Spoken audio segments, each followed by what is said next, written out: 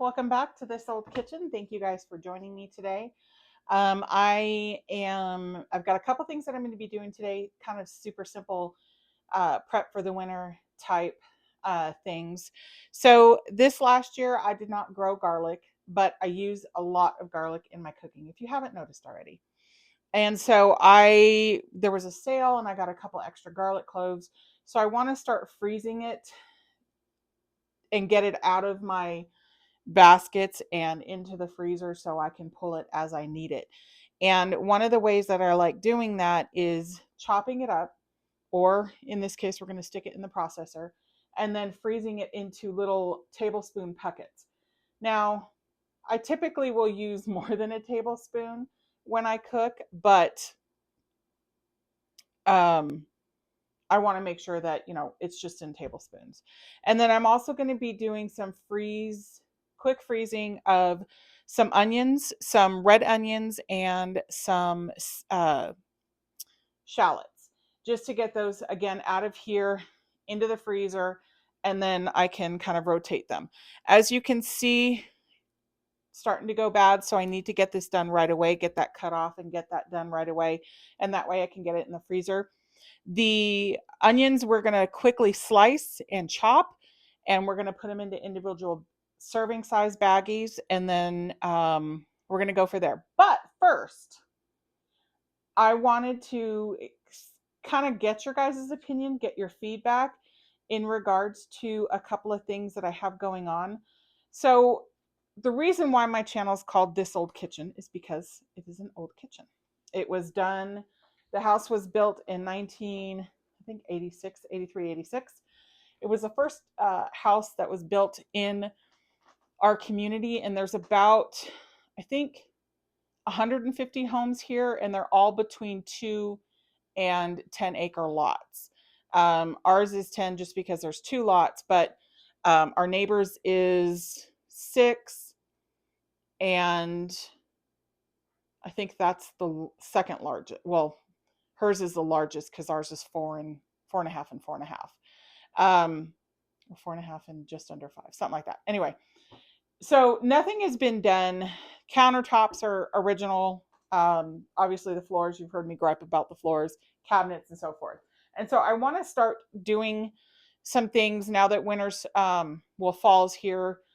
I'm ending up closing out the garden, getting all of that stuff done, and heading into the holidays. And I wanted to kind of give it a refresh. Now, I love the warm brown cabinets. I hate the white appliances. Those will likely get replaced in the future, hopefully the near future. The sink as well as the faucet. But I want to give it something to kind of freshen it up until then. And I love the look of painted cabinets, but I also love the look of wood cabinets. So aside from painting the kitchen, which I do plan on doing in between, actually I'll probably do it in January once I take down all of my Christmas decorations, because I decorate mostly in the kitchen aside from our Christmas tree in our bathroom, because this is where I am always. So I'll likely end up doing that in January once I take down all of the holiday things. So we'll likely paint through January and February, since those are the coldest months. So I'm wondering, what is your guys' opinion on painting cabinets? Would you paint them? And what color would you paint them? I like the warmer woodsy. We live, just next to the Rockies. Well, about 2 hours from the Rockies. I always like the cabin feel. We've got this beautiful red and brown bricked fireplace, which I'll show you. And then, so this is our gorgeous fireplace. Obviously, it goes down and onto a tile hearth. Our TV's on the floor because it was originally up here, and we had a windstorm and this window was open and it literally knocked the TV off of the wall. So my husband has yet to put it back up, but he will. Anyway, so we have this beautiful brick fireplace that I love, that I will keep. I'm not going to do anything to it. I'm not painting it. I'm not refacing it. I'm not doing anything to it. So that's the fireplace. So what would you guys do? Would you do a two-toned? We get a lot of dust here.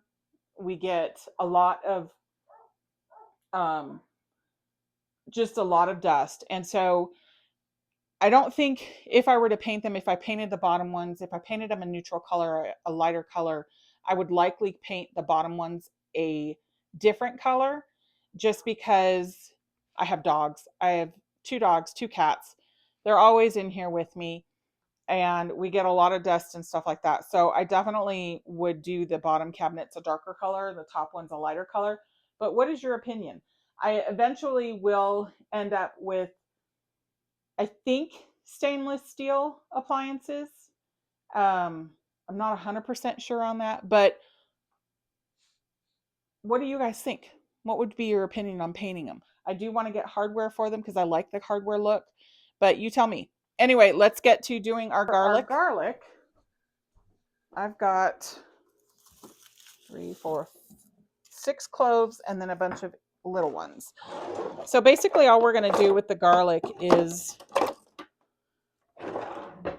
we're going to peel their skins and then get the raw clove into the food processor or blender. And then we're just going to blend them up.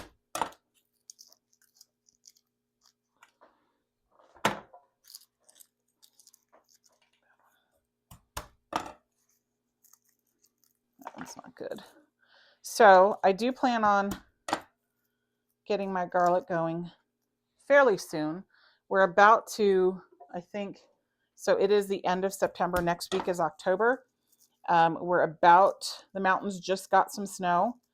So I have a feeling that we are going to get the S word soon.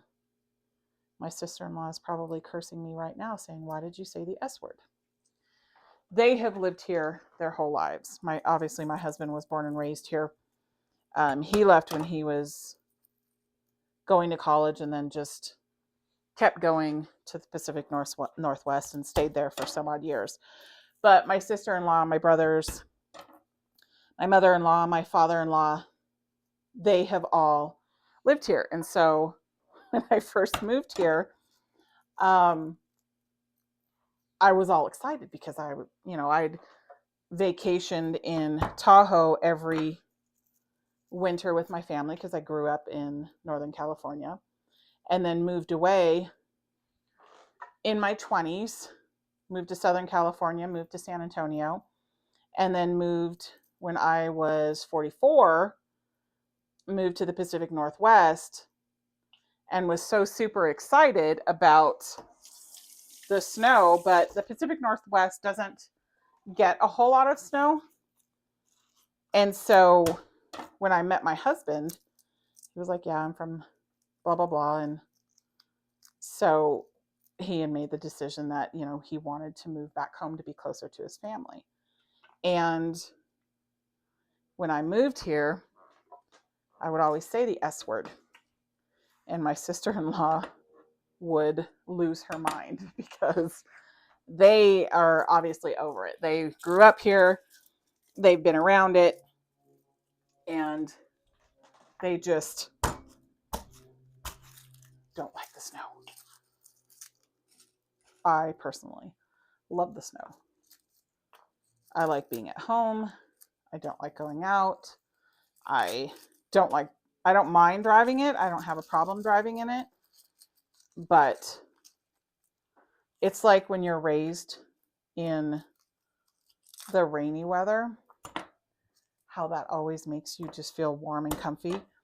I grew up in Daly City, California, just south of San Francisco in the Bay Area. And whenever we would have, obviously, living right on the coastline, across the street was the ocean, and going to school, and it was so foggy, you could barely see in front of your face. And that was always me wanting to be at home, be with my mom. And unfortunately, my grades showed it. But I like the cold, cozy weather. Maybe it reminds me of my mom. I don't know.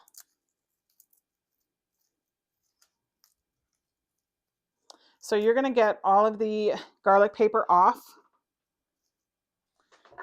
And then we're just going to go one by one and put them in the processor. But see, even the floors, they just need to be, the whole house needs to be just completely gutted and renovated.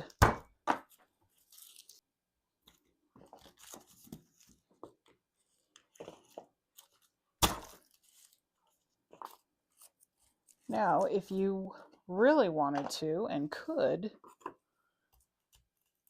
I am going to save these papers because that is what garlic powder is made out of. All right, so it's not a lot of garlic, but it's definitely enough. And you can do it as finely as you want or as coarsely.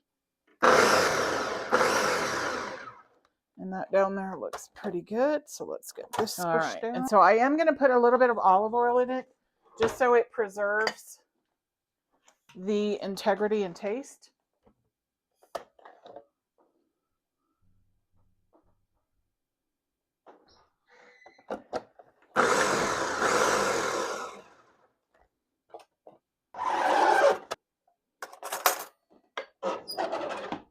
All right, and we are just going to put these in spoonful dollops. I think I said a tablespoon.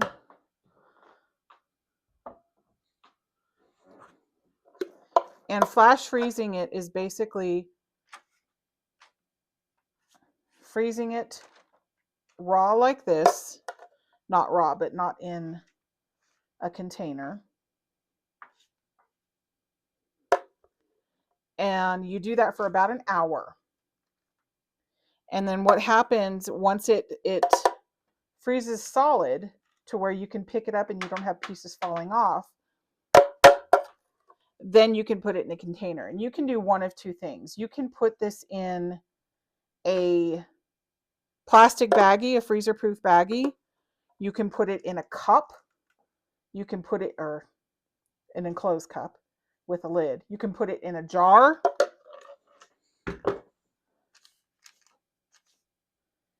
these as mushed together as possible. You can put them in a jar. Anything that is going to prevent any kind of freezer burn. And then we're going to stick these in the freezer for 1 hour. And then I'll show you what they do. It's probably more than a tablespoon there, but that's okay. I usually use that much. So the next part that we're going to do is going to be probably the easiest of all things to freeze. And that is going to be onions. So basically what we're going to do is, I do have one here that is no bueno. So we're going to cut that piece off. See, didn't get to the center. So we are okay with that. All right, so we're going to cut the ends off.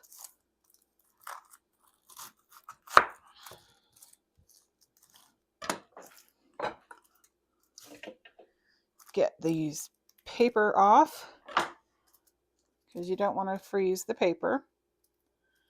And I'm going to do 2 types of cuttings. I'm going to do chopped onions, and then I'm going to do sliced onions because I like sliced onions when we make fajitas, if you want onions for your burgers. So what I'm going to do is take these sliced ones and literally probably put, well, no, because what will happen here, I'll show you. All right, so I'm going to put them in these sandwich bags. And we're going to freeze them. We are not going to flash freeze them. We're not going to do any of that. We are literally going to do it like this. Now, and there you go.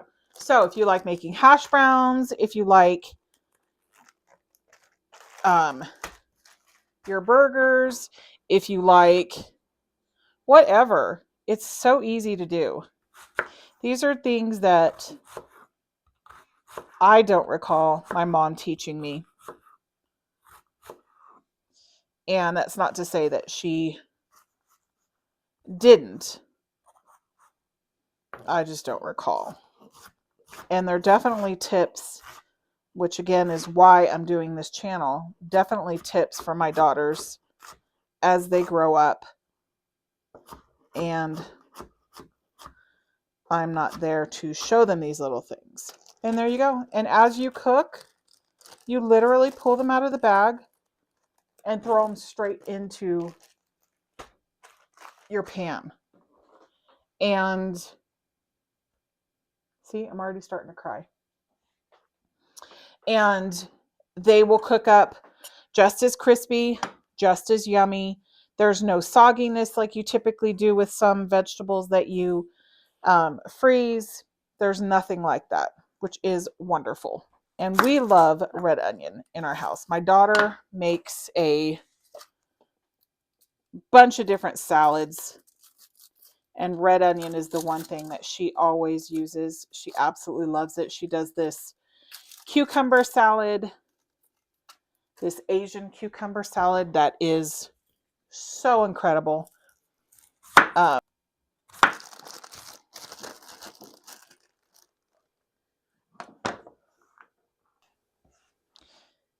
Onions are truly, aside from garlic, one of the easiest things to not only grow, but to freeze. And I think I'm going to do another slice. All right. There are your onions. Both your red and your white onions. All right, so for the shallots, same thing. Now, if you guys remember, my youngest is had just started her senior year. So she is going to be going off to college soon. And I have a strange feeling that she is going to be going out of state. So I'm going from cooking for a big family to cooking for a smaller, just 2 people, empty nesters. And that for me is something very different, very foreign. So we've got these all done. We're going to go ahead and get these in the freezer, and then we're going to check out our garlic. Alrighty. Well, our garlic cups are done. And you have a perfectly little shaped garlic. So basically I'm going to put these in my freezer-proof bag, and these will sit in my freezer for however long, and then I'll add to them as I get garlic and need to freeze garlic. And this way all I have to do is go and pull out whatever I need to cook with, throw it in whatever sauce, whatever pan, whatnot, and we're good to go. Super easy, super simple. Both garlic and all those onions, they'll sit in my refrigerator or my freezer. Likely not that long, but you can put them in there for 6 to 12 months and you're good to go. Easy, easy. And definitely a lot healthier than buying those big jars of garlic. Well, I hope you guys enjoyed the little tips that I gave you. Please remember to like and subscribe and comment below about those kitchen ideas, because I really have no way which way to go. Have a great night.